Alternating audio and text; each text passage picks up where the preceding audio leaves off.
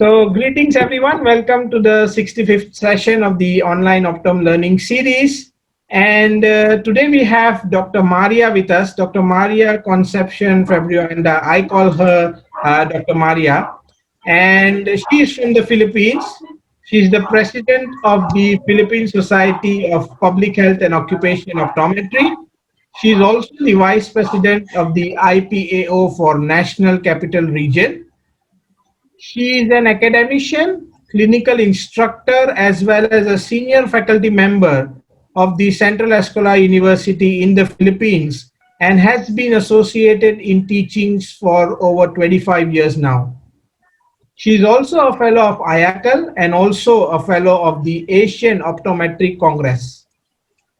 And today, Dr. Maria is going to talk to us about a very unique and an interesting kind of a topic, which we as an optometrist kind of don't do it in a routine way, which is on the eye health and safety at the workplace. It's kind of an occupational optometry related information, what Dr. Maria is going to share with us.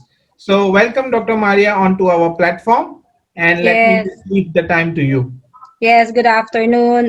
Welcome also to all the viewers and participants. For a start, my topic is about eye health and safety in the workplace. So I'm a faculty of Central Escolar University, Manila, and I also study at University of the Philippines College of Public Health for the Occupational Health and Safety. So the flow of my topic will start with Philippine system on occupational health, eye health and safety in the workplace, recent hazards in the workplace, ergonomics, vision problems in the workplace, computer vision syndrome, and our role as optometrists in occupational health. So the eye is the most important part of the body in terms of occupation.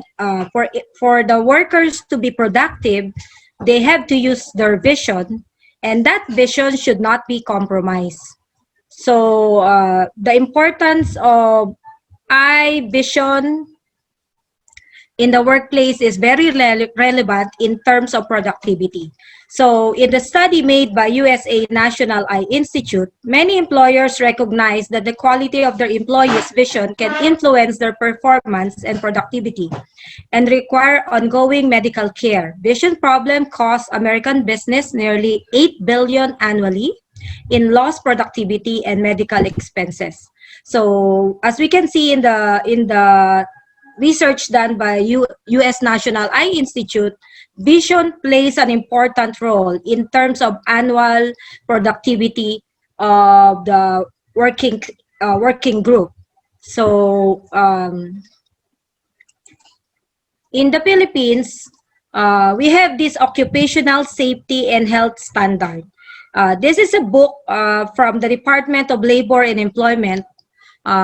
This is a standard used by all occupational medicine doctors and occupational optometrists, by the engineers also, for the industrial engineer in the industry. This is the book that we're using. So as you can see, in terms of percentage, in terms of age, in our country, the highest is age 25 to 34 years old, which is about 27%. So this is the working class in Manila, which is mostly graduates and young professionals.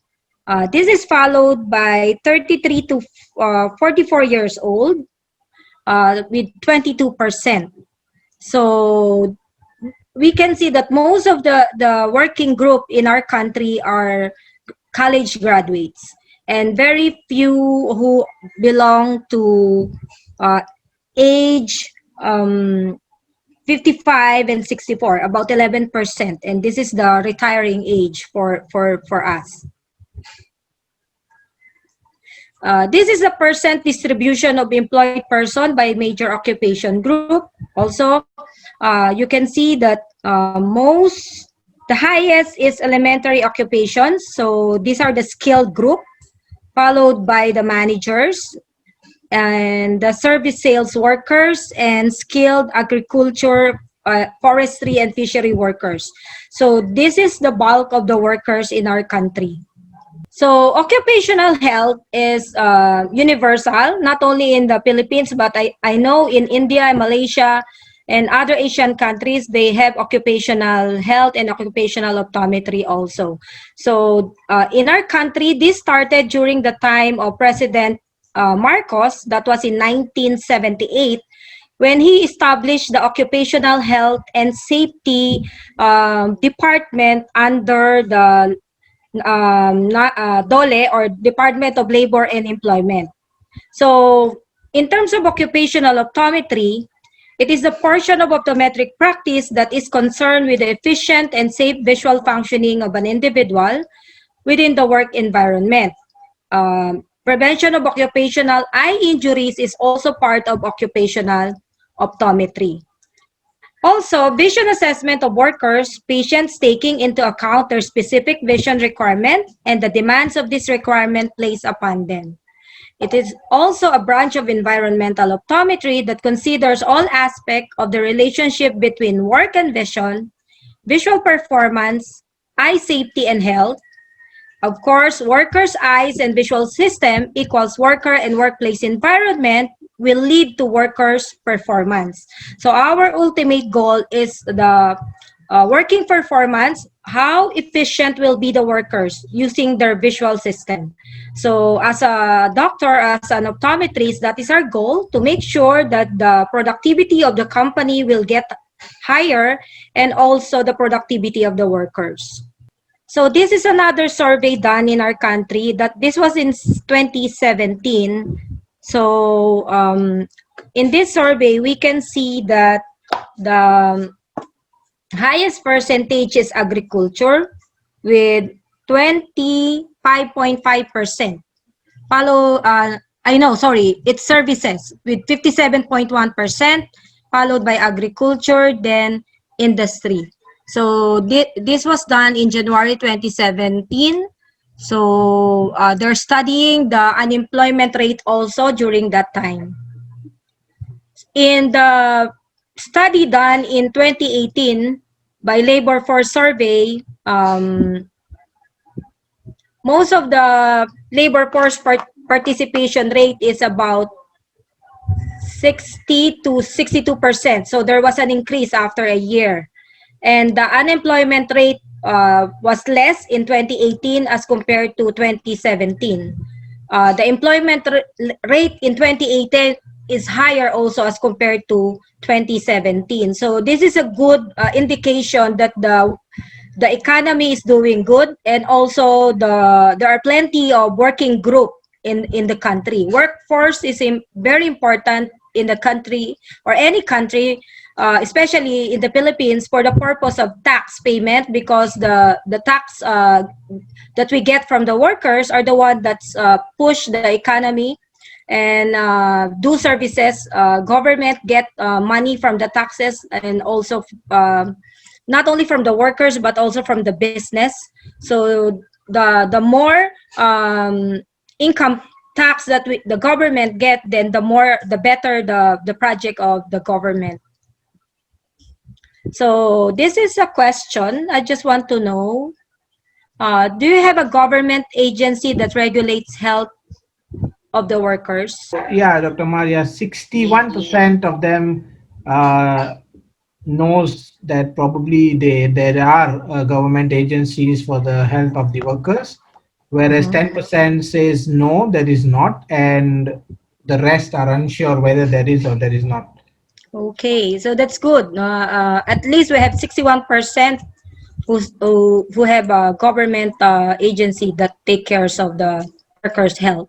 So in the Philippines, the workers, or the regulation of workers in terms of health is also stated in the Philippine Constitution. So it's really a mandate of the Philippine Constitution to make sure that the workers' health and welfare are being included in the workforce. So in Article of Labor Code of the Philippines, Primer of Occupational Safety and Health Standards, Republic Act 8050, Optometry Law, Sustainable Development Goal of UN and the International Labor Organization. These are the laws in terms of occupational health. And we are following all these provisions in the laws. So in our country, in the Philippine Constitution, it is clearly stated in the 1986 Constitution, in Article 2, its state policy, Section 15, the state shall protect and promote the right to health of the people and still health consciousness among them. So it is very clear in Section 15 that the government should protect and promote the right of health of its people, which is the workers belong also. Also in Section 18, the state affirms labor as a primary social economic force. It shall protect the right of the workers and promote their welfare. So the word protect the right of the workers and promote their welfare is clearly stated again in our Constitution. So in terms of occupational safety and health legislation by the DOLE, it is stated in the Labor Code of the Philippines, Article 164, promulgated by the Secretary of Labor in 1978 during the time of President Ferdinand Marcos, the occupational safety and health standards. So during the 1978, they started looking on the safety and health of the working group.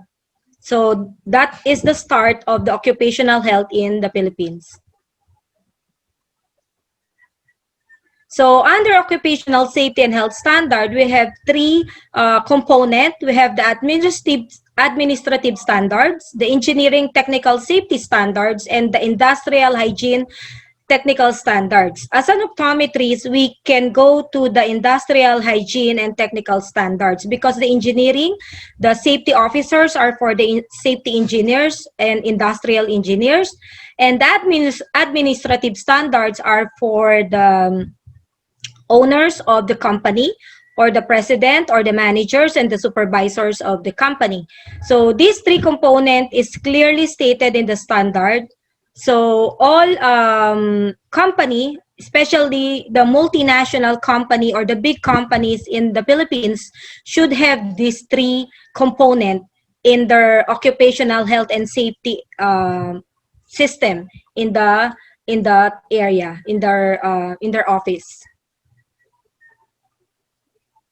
So also in the Labor Code of the Philippines, under Presidential Decree 4420, Book 4, Health and Safety and Social Welfare Benefits, it's stated in Chapter 2, Occupational Health and Safety, Article 162, Safety and Health Standards. So why am I telling you all of these laws and provisions? Because we are under and bound by these laws. Each country should have a certain laws and regulations so that to make sure that the health of the workers are properly taken care of.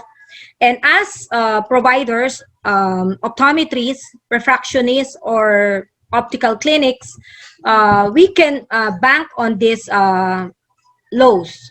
So in Article 162, the Secretary of Labor and Employment shall by appropriate orders set and enforce mandatory occupational safety and health standards, eliminate and reduce occupational safety and health hazards in the workplace, and institute new update existing program to ensure safe and healthful working conditions in all places of employment.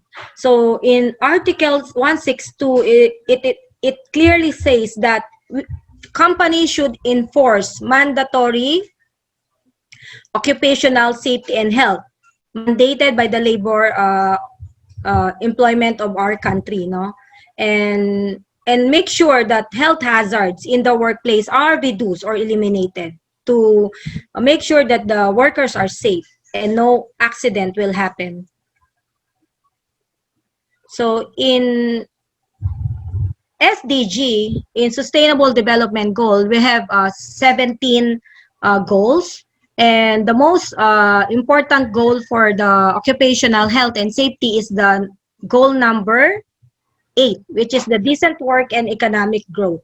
So again, for a country to be sustainable, there should be a decent work and good working class group to make sure that the economy will grow.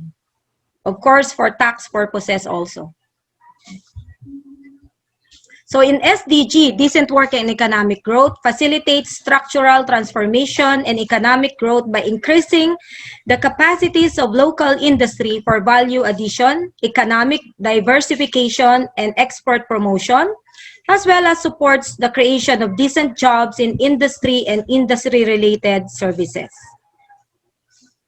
So for occupational safety and health administration, so this can be a government-run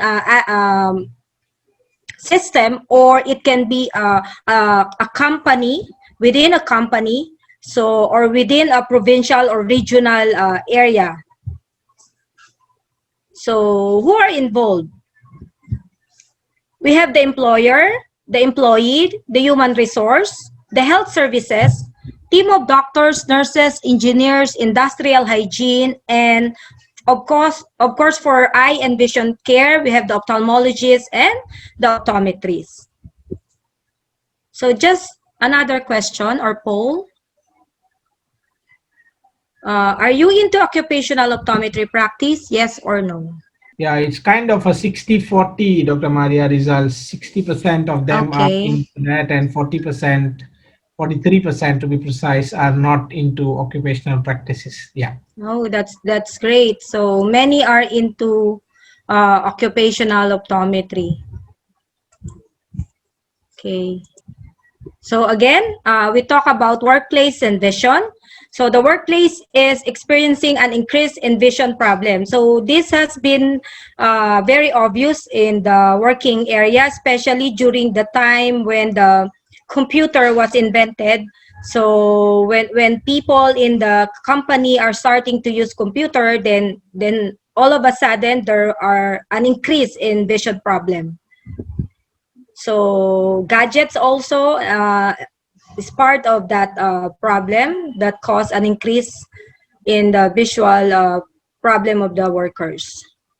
So workers in the workplace, it's eminent that the eye has important role in terms of working conditions also of our workers. So another component in the working area are hazards. So as occupational optometrists, we must see common workplace hazards. No, there are international color standard in the workplace. When we see red means it's dangerous. No, and when you see yellow is for caution, and green is for safety, and orange is for precaution. So some company are using the international color code standard as an awareness if there are risks or hazards in the workplace. So they put certain signages with particular color, and workers should be aware. If it's yellow, it's caution, meaning you have to take care, be careful. And if it's red, it's dangerous or it's fire. So the workers know already when they saw a red color, meaning they don't have to go inside that particular area because it's dangerous. And when they see green, it's safe for the workers. So these are just common workplace hazard signages and sample. So some company, they do the SAM. SAM is spot the hazard. Once you spot the hazard, you do assessment of the risk or assess the risk. Then after assessing the risk, you make changes. So the engineering support of the occupational health team should be the one to make changes approved by the administrative support of the occupational health team of that particular company. In cases that you cannot make changes as you spot the risk or the hazard, then the last thing that the occupational health team can do is give the workers PPE or personal protective equipment. So when we see that the workers are wearing PPE in the working area, it tells us that the working area is dangerous, or there is danger or hazard or a very high risk that the workers can get into accident. That's why they need to wear their PPEs. So now, because of COVID, everybody is wearing PPE. All countries, all people are wearing the mask, the face shield, the gloves, and and the and the lab gowns now because of COVID. So this is the organization in the company. So as an organization and as a company, the occupational health team have to identify what are the types of hazard. So we have common hazards. So we have the physical hazards. These are in terms of noise, temperature, and radiation. We have the chemical hazards. These are cleaning products, pesticides, or chemical use in the laboratory. We have the biological hazards, like in the hospitals or clinics. So we have the molds, the insects, and other pests.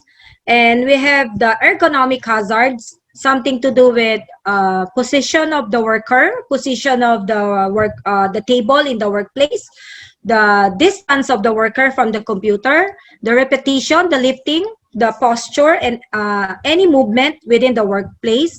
Those are ergonomic hazards. And also in terms of illumination, safety hazards are your movement within a particular equipment in the working area, or your movement within the hallway of the company. So we have the safety hazards. So another sample of hazards, we have again physical, health, chemical, biological, human hazards. Of course, stress is very high in the working area. So this is the hierarchy of controls. So once you see the hazards and the risks, then you have to make control. Then you do elimination first or substitution. Then the engineers will come in, then they will do engineering control. The administrative control will be the one to approve. And the last resort will be the PPE or the personal protective equipment used by the workers. So again, these are common scenarios in the working area. We can see the workers rubbing their eyes or taking a rest, taking off their glasses, or they massage their eyes or their head, or take a nap. These are sample scenarios in which when patient's vision is compromised. So vision problems, first is we have to identify and to understand. So we have to ask questions to our patients. Do you have difficulty reading the document at work? Do you strain your eyes and have blurred vision? Do you have headaches or dry burning eyes? Do you experience this issue in the workplace? So how about the illumination?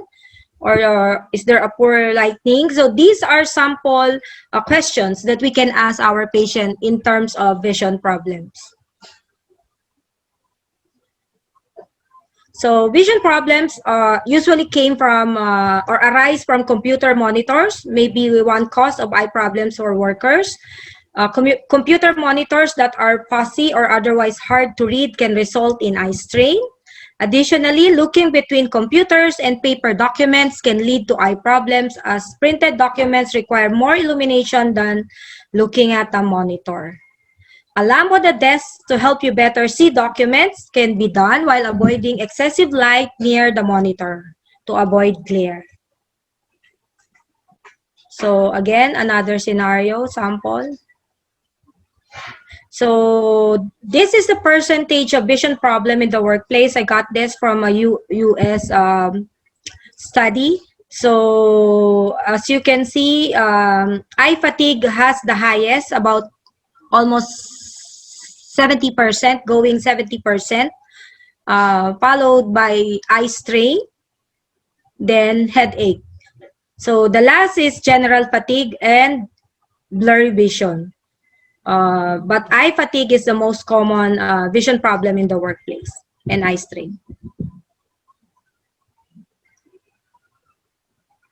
So other factors that can contribute to eye discomfort include staring at a close, fixed object for a long period of time, glare from lighting fixtures that do not have shades, working near lighting and unchangeable illumination, and uncorrected vision problem. Of course, if the patient have error of refraction, chances are the higher will be the vision problem.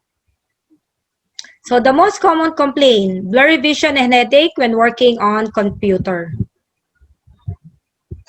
So this set in the CVS or the computer vision syndrome. So it is the general term used to describe a variety of vision-related symptoms that may be aggravated by regular use of a computer for 2 or more hours a day. So the etiological factors of CVS is working for a number of hours continuously without break. Distance from the screen is too close. There is glare on the screen or poor illumination in the working area. The posture of the worker is not that good. The angle of the head to the screen is also not aligned. Illumination at the workplace is poor and infrequent blinking of eyes. So to make sure that CVS will not happen, we usually advise our patient or the workers to do the 20-20 habit, in which we ask the patient to look at 20 feet for every 20 minutes for 20 seconds. So if they do that, if they start to shift from near to far, then accommodation and convergence is at play. Then the eye will be on resting position once the worker or the patient look at distance. That's why we advise them to avoid continuous computer use without break. So we tell them to do the 20-20 habit, look at far for 20 feet, after 20 minutes for 20 seconds. And always blink your eyes to make sure that the tears will wash away debris or dust, or there will be no dry eye on the part of the patient. But once there is dry eye, then, and you're sure that the patient have dry eye, you have done all the clinical tests and the dry eye questionnaire, then that would be the time for us to prescribe lubricant also for our patients. So these are the signs and symptoms of CVS. Commons are headache, blurring of vision or double vision, dry eye, red eye irritation, neck and shoulder pain, and eye fatigue.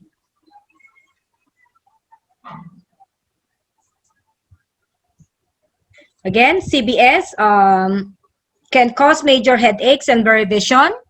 Symptoms can be much more subtle, such as general fatigue. The following is a list of common symptoms associated with CVS. Again, headache, sore eyes, and blurry vision. Blurry vision may be not caused by error of refraction, but may be caused by because there is dry eyes. So when there is dry eyes, the image will not be that clear because there will be tear breakup. Then it will cause blurry vision also. There is fatigue and increased myopia also. Of course, there is a study that says that prolonged near work or too much near work can increase myopia or nearsightedness. So eye strain can be primary or secondary. So primary, tired strain, headache, soreness. Secondary, there is irritation or lacrimation or feeling of dryness. Or it can be visual sensation. There is a floater or a blurring sensation. So this can happen. This component can happen if patient complain of eye strain. So these are sample symptoms and possible causes why the patient are experiencing the astenopic, the ocular surface problem, the visual problem, and the extraocular problem. So these are the common symptoms if the patient will tell us, or the workers will tell us. So when we say ergonomics, ergo means the design of the working area. So usually when the workers are using computers, like in the call centers or in the offices, they complain of tired eyes, eye strain, headache, neck and back pain, because the ergonomic, the distance of the worker to the computer, the size of the table, the size of the chair, the height of the table, and the height of the chair is not good for the workers. So ergonomics came from the Greek word ergon, which means work, and nomos, which means law. So it's essentially the law of work or science of work.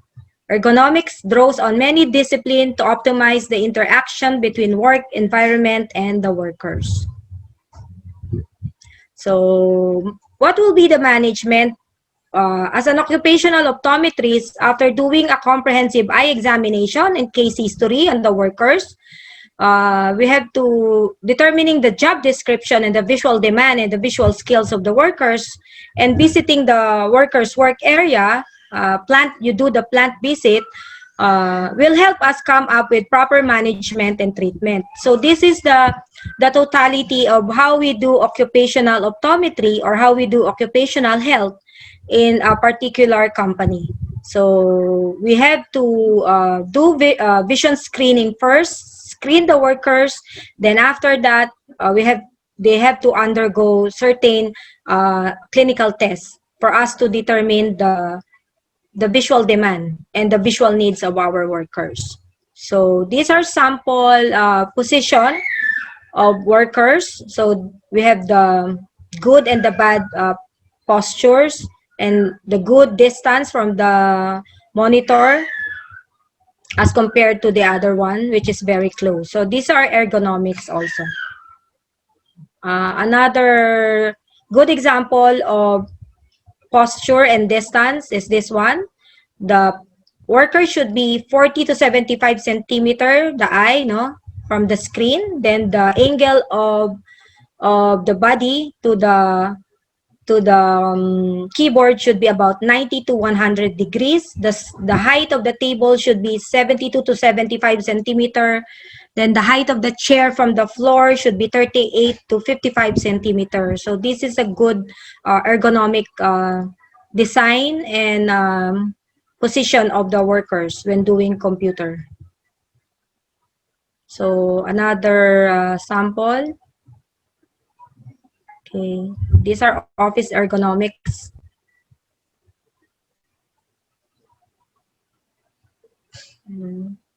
This poster is, we can put it in the working area to remind the workers they have to do the 20-20 rule to avoid eye strain. No, they have to make sure that the eyes are relaxed.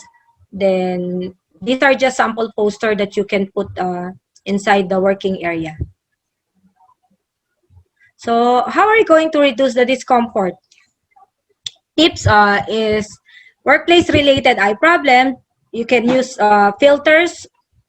You can dim the overhead light, adjust the brightness and contrast of the computer, place computer parallel, not directly under overhead lights, and look away from computer monitor every 20 minutes. Do the 20-20 rule.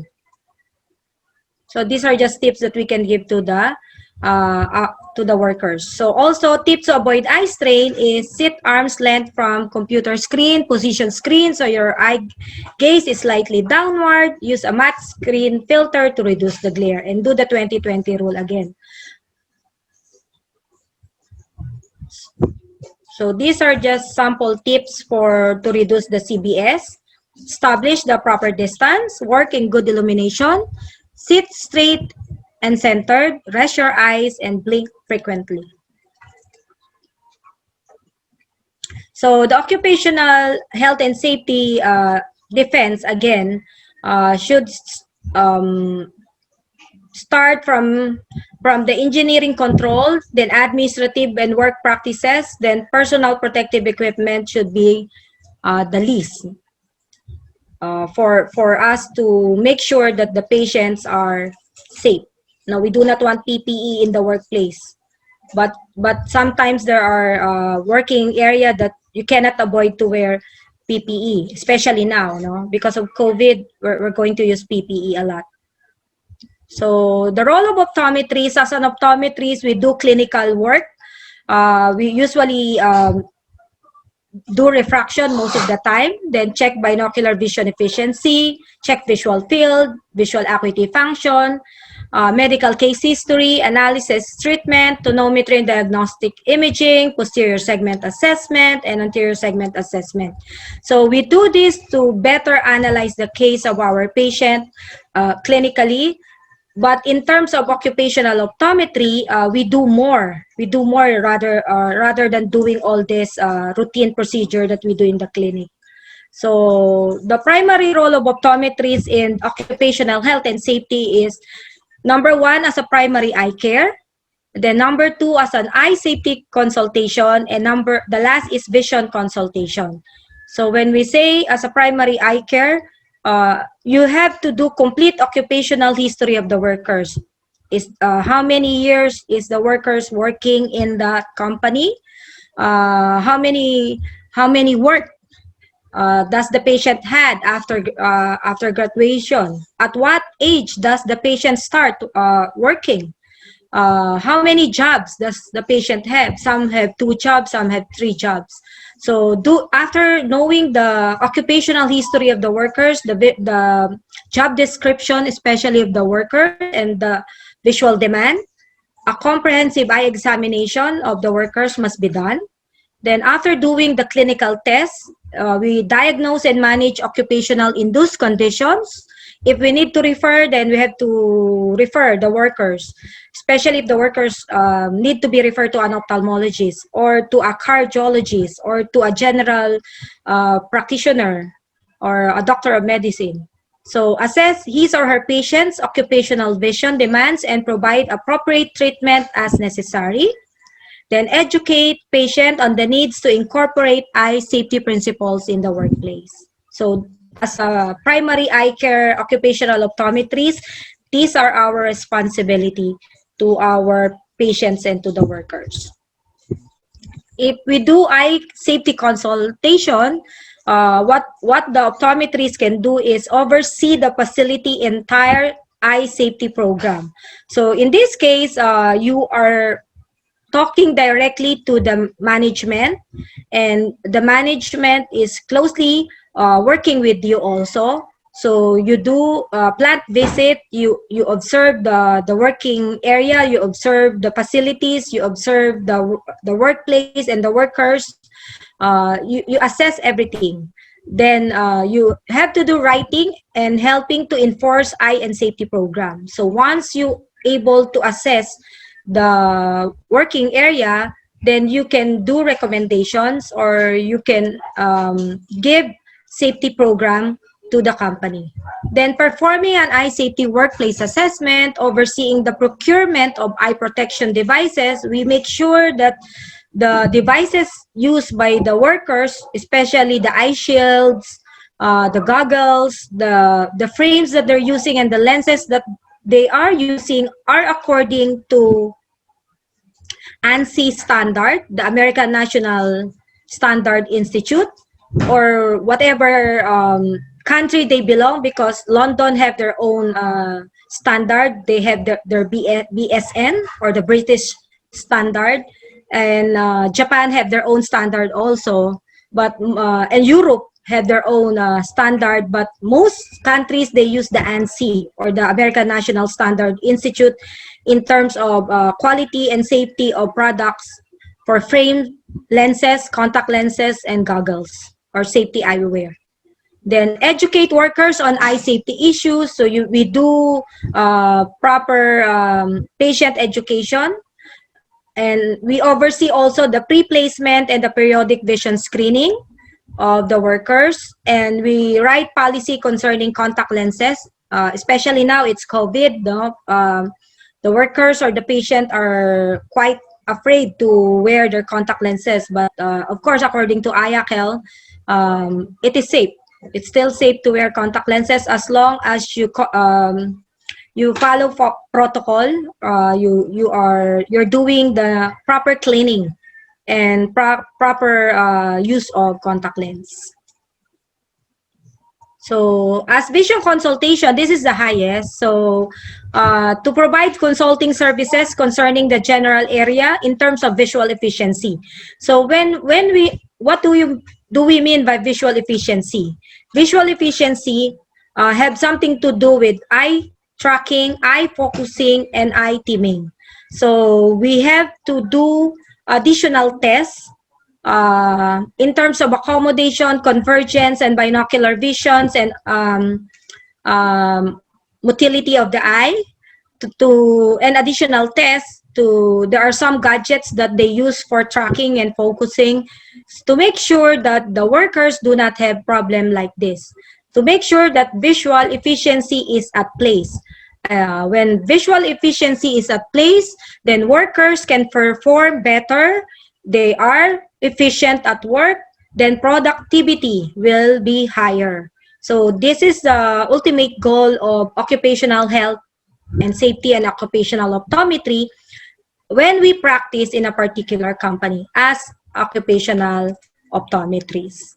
So also I would like to add, since it's COVID now, and COVID are usually, we get this outside our home, usually in the workplace. We have to make sure to give the proper awareness to the working group and to the company to make sure that the workers will be healthy and the company will be safe.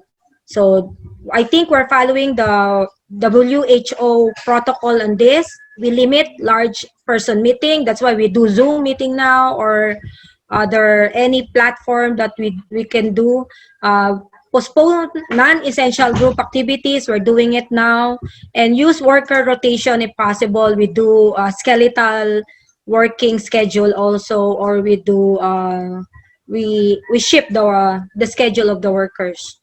That's what we're doing now in the workplace because of COVID. So these are just sample poster that we can give according to FDA. We can place it in the working area. So to make sure that the workers and the area is clean and healthy, we have to disinfect. We have to do social distance, and in cases that we need to get something from the delivery or pick up, so we can use our mobile phone or gadgets and have a pick up area in the workplace where the delivery can just place all the products that they need to deliver, and when you pick it up, you have to disinfect it first. Okay. Then another safety in the workplace because of COVID, as you can see, we have different colors here. We have red, yellow, blue. So red, no access, so it's danger. So yellow is for caution, so do not come onto site without your if you are exposed, no, or you have the COVID. Kids are not allowed also. That is a precautionary measure. And also, again, the WHO COVID-19 safety requirement, proper hand washing. We do it frequently. Maintain social distance, disinfect surfaces, keep vehicle and windows open, avoid air-conditioned area, then wear the correct PPE at all times. So in our country, most of the Filipinos are worried about contracting COVID-19. So as you can see, as compared to Malaysia, Indonesia, Singapore, Thailand, and Vietnam, we can see that Philippines are so worried because I guess in Asia, we're quite so high now in terms of per day cases of COVID. As of yesterday, we have 2,000 plus cases of COVID. So hopefully it will go down as compared to other Asian countries. So until now, we are in the protocol of wearing a full face shield and face mask whenever we go to an open establishment to buy the essentials. So this is how worried Filipinos are. So components of PPE can be goggles, gown, head cover, face mask, shoe cover, face shield, or gloves. So these are the sample face masks that been recommended by WHO and FDA. Of course, the N95 is the one that is, and the surgical mask is the one that can control most the small particles of the virus as compared to the clothes. So this is a visual guide for safe PPE. Depending on the working area, it can be level 1 or level 2 PPE. For optometrists, I think we belong to level 2 when we do our clinical work in our clinic. So this should be the PPE that we're going to use as compared to level 1 used by the workers working in a supermarket or working in a drugstore or selling area or delivery or whatever. We are more on making sure that our body and our face are properly protected, because if we protect ourselves, we protect the patient also and the workers. So make sure safety first in everything that we do. Safety is number 1. So my references are from The Work and the Eye by Rachel North, UP College of Public Health Manual, the Department of Labor and Employment Workers Manual, the American Academy of Optometric Clinical Guidelines for Occupational Optometry, the book of Grosvenor, Primary Eyecare 5th edition, and the books in Central Escolar University Library. These are my references. So thank you for listening. I just want to share that I am an internship coordinator of Central Escolar University. This is our university. I belong to the School of Optometry. I've been teaching for more than 25 years in CEU. So our school is located in Metro Manila, near Malacanang, near the office of the president. So we're quite close to President Duterte, the university. So, and I belong also to a national organization, the IPAO. IPAO is the Integrated Philippine Association of Optometrists. This is our national optometry group. I'm the vice president, and I'm also the president of the Quezon City chapter of IPAO, because I live in Quezon City. So for Quezon City chapter, I'm doing it also. And these are the IPAO officers. And I'm also the president of the Philippine Society of Public Health and Occupational Optometry. This is in direct work with the Department of Labor and Employment, and we are working directly also with DOH, Department of Health in our country. And these are our officers for PSPHO. Mabuhay and salamat. Thank you from Philippines. Thank you so much, Dr. Maria. I think it was a very comprehensive, detailed talk. So let's look at the first question, Dr. Maria. The first question is, do you think that there should be a compulsion of having occupational optometric or occupational officers, for that matter, for all companies? What's your take on this particular aspect? Yes, it is mandated clearly in our Department of Labor and Employment that there should be an occupational team in a particular company, and they call themselves occupational councils. So it comprises of the company management and the company doctors or engineers, and one worker. So that particular worker may be a president of the a union or an organization of workers. So he will be the one to voice out any problem in the workplace. So yeah, they must have one. They must have one. Yeah, so that would be an ideal scenario. I think some of the countries probably don't have that kind of a facility, but it would be very great it's to have that in terms of protecting the workers, especially for the visual part of it as an optometrist. Yes, yes. They should. They should have. Yeah. And yeah, since you did mention about COVID and practices during COVID, somebody is asking that what's your take on how should we practice to sterilize the equipment and to keep the equipment ready for the second one, because this is also protection the workers. So any tips on that? Yes, one concern of the optometrist is to make sure that the instrument used in the clinic or when we do eye checkup should be properly sterilized or sanitized. So what we did is we before we start the checking on a particular patient, we make sure that we clean with a clean cloth and a disinfectant. It can be an aerosol or it can be a diluted disinfectant in water, and cleaned all surfaces and wash. You can wash it also, the things that are washable in the clinic.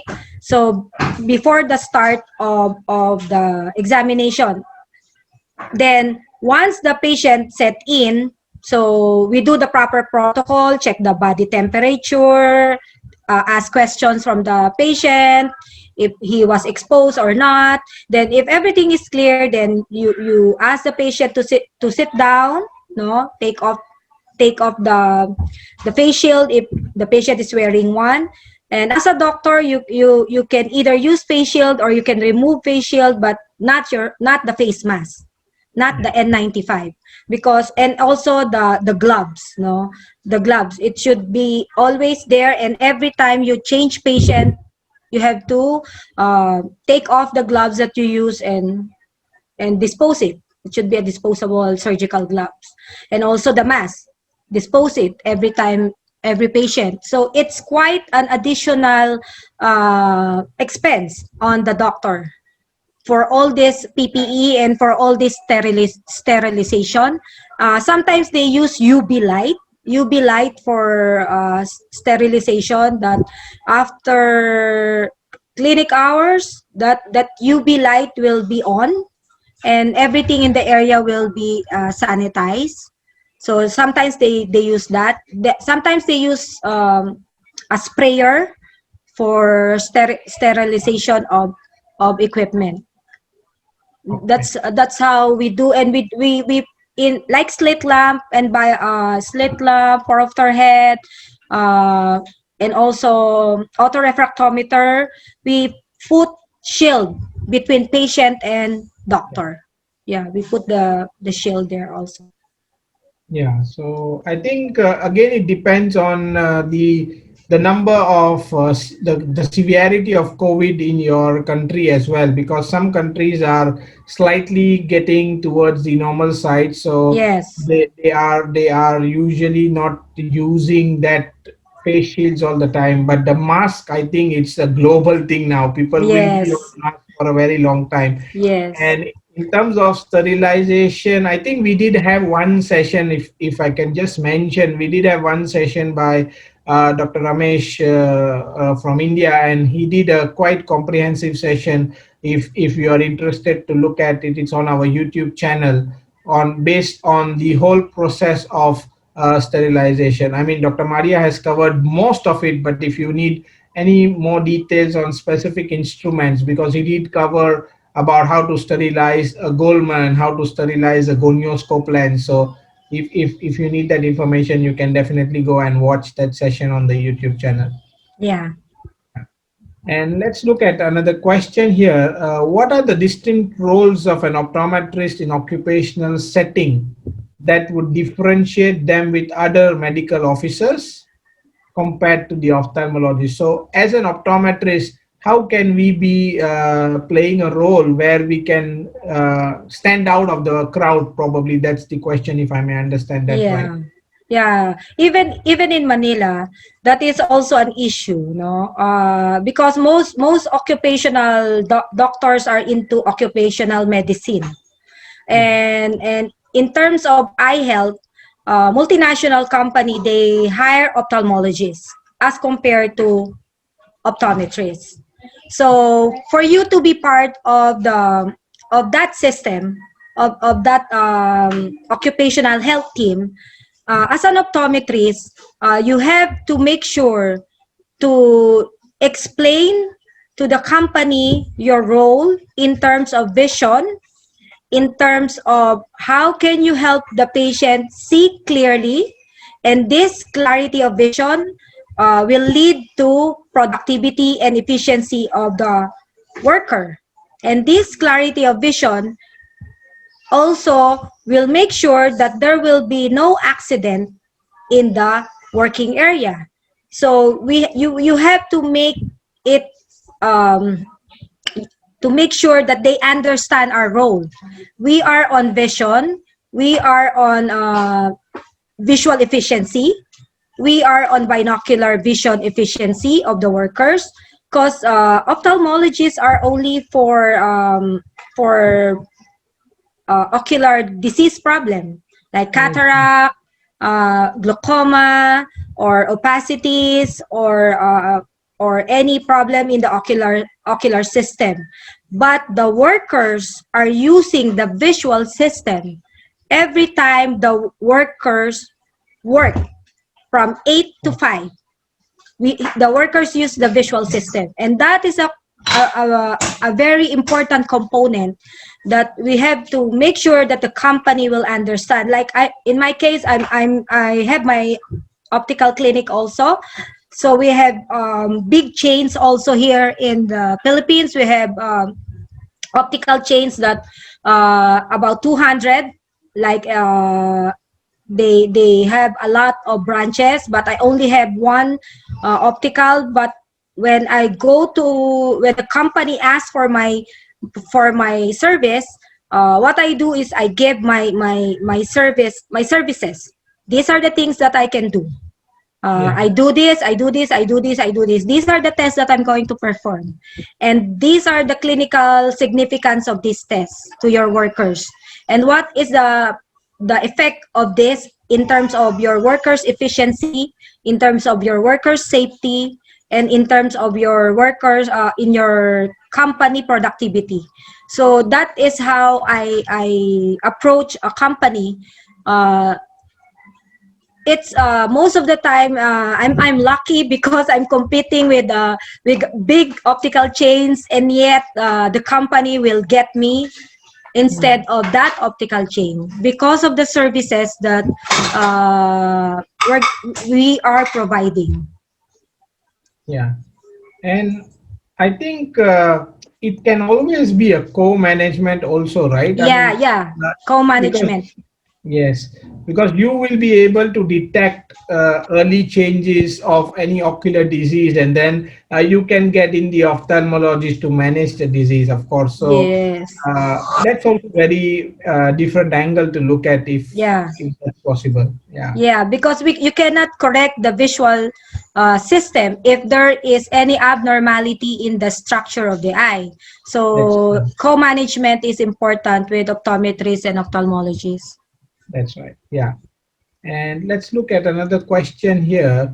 Uh, what kind of difference in the approach are we going to follow in terms of delivering eye care during this COVID-19 time? So one of it, I think you very, very briefly covered about is to get the instruments sterilized and informing the patient about the 20-20-20 rule, because everybody is born to these digital devices, and there is digital eye strain happening everywhere around. Anything you would like to add on if it comes to this particular situation? Yes, because of this pandemic that we are put into, it's not only the healthcare system or the eye care delivery system that has been compromised. All businesses and also all institutions are compromised. But we have to adjust. We have to make sure that the eye care delivery system will be efficiently delivered to the public. During the ECQ, most of the clinics are closed. But since we are on the 6 months pandemic already, most of the Asian country, so most of the Asian countries are having good statistical case of COVID patient per day as compared to Manila, as compared to us. So what we do now in our country is most of the eye centers, hospitals, and optical clinic, we are into telemedicine or teleoptometry, and we are also online. We are very active on Facebook or any platform that we can reach our patient, maybe using our mobile phone, our emails, our messengers, our Vibers, whatever, that we can keep in touch with our patients. So that is one of the eye care delivery that we can look into it. I think OOLS have a topic about teleoptometry before, right, Pakudin? Yes. So yes, so that is one option as a eye care provider that we can look into. Not all are prepared for that, but a simple Facebook page of your clinic will be a great help to your patient and to your practice also, because I think most of the consumers or most of the patients are into Facebook or Yes. Twitter or Instagram. So That's you true. must be visible. You must be easily reached by your clients or by your patient.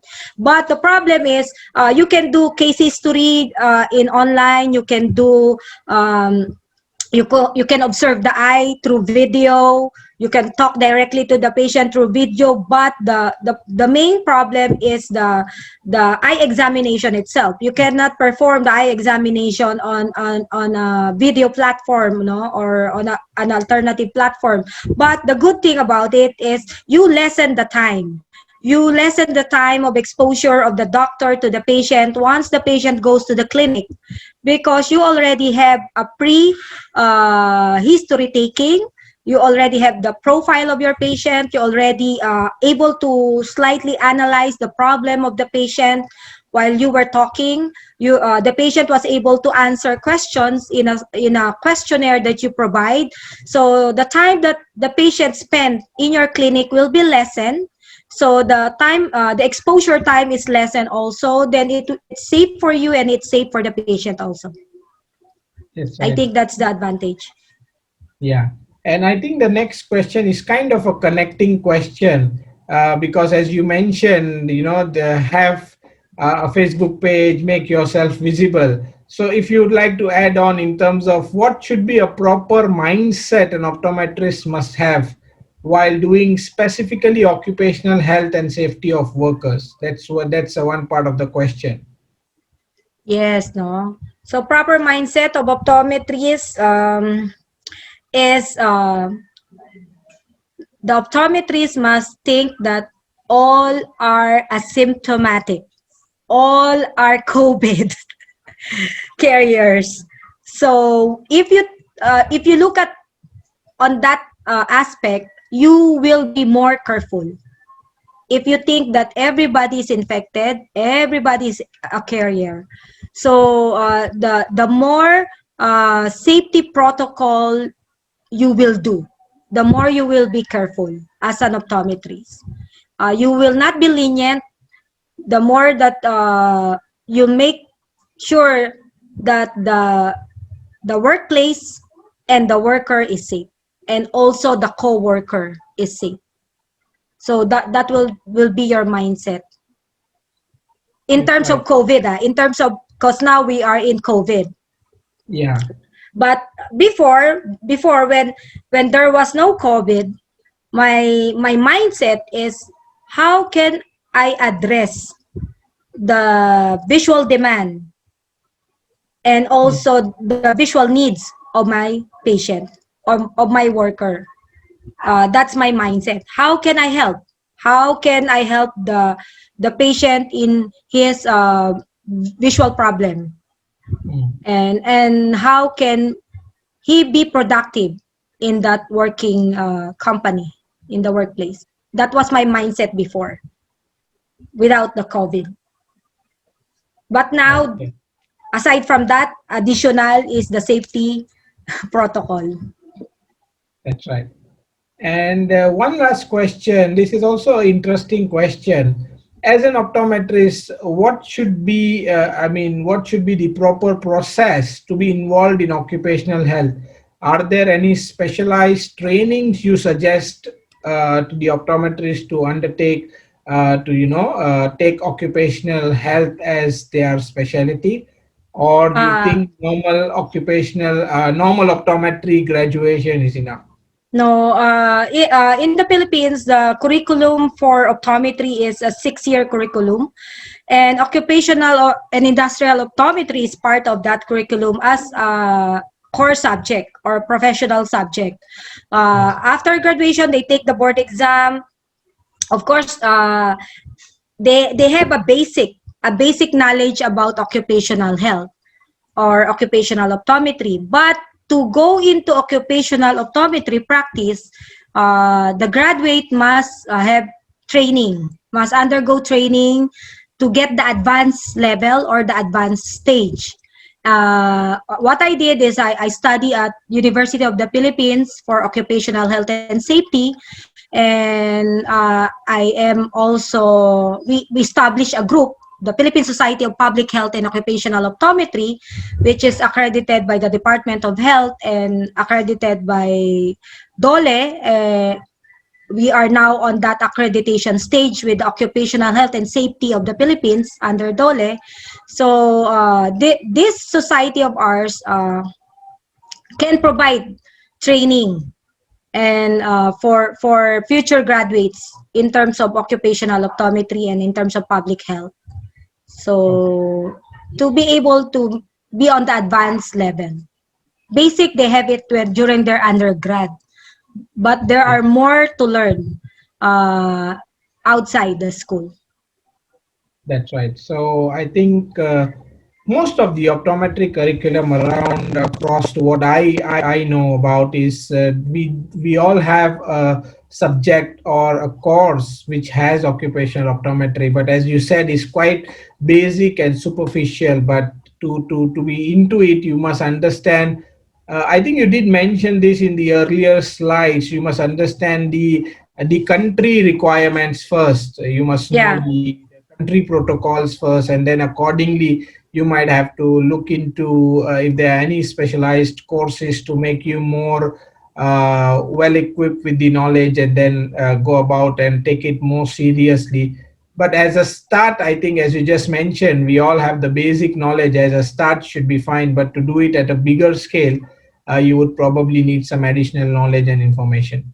And because I am active with the government, like LGU, local government unit, and Department of Health, when I was studying also, I was thinking, how come optometrists are not part of the health system? We're not recognized. That was 30 years ago. But now that I am now very much involved with the DOH and local government unit, I realized that we as an optometrist, as a group, we have to um, make sure that the government will understand our role. If the government do not understand our role, then they will not recognize us. And Yeah, if our society or our group is not working directly to a government agency, then any government project, you cannot get it directly. But if you are working closely with a government agency or department, then all eye health uh, project can be given to you as a group. Then you can give it to your members. and to everybody also. So as I see is like what the late Dr. Brian Holden did because of myopia. What the Brian Holden Institute, because of the great Dr. Brian Holden, we are recognized now all over the world. Even the World Health Organization recognized optometrists because of the study done by Dr. Brian Holden, the effect of myopia in terms of ocular health, in terms of economy, in terms of progress of the country, in terms of safety of the workers and safety of the children. This has an impact. If Dr. Brian Holden did not go to WHO, we will not be recognized as what is happening now. So I see it on that way. Uh, he did it in a larger scale, then we can do it in our own country. We can do it per country. That government should recognize us. And we have to make sure that we step forward. We always step forward and not just stand still. Because if we stand still, they will not recognize us, especially if we don't have research to back up the visual needs and visual problems of the society or the public. That's right. Yeah, so I think thank you very much, Dr. Maria, once again for giving us the very positive vibes and the positive talk, and also answering the session questions which were asked. I think we have taken almost all the relevant questions, and thank you very much for doing this for us. Thank you all, So and thank you also very much. Yeah. yeah, sorry for that. Thank you also for inviting me to do this session for OOLS. It's a great privilege for us here in Manila to be part of your OOLS team.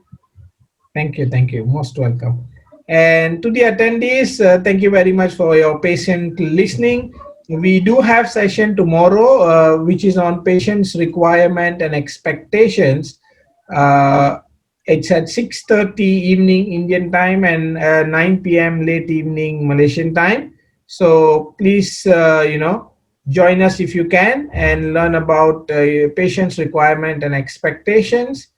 So thank you very much once again to everyone for joining in. I will see you all tomorrow. Stay safe and take care. Bye-bye. Bye.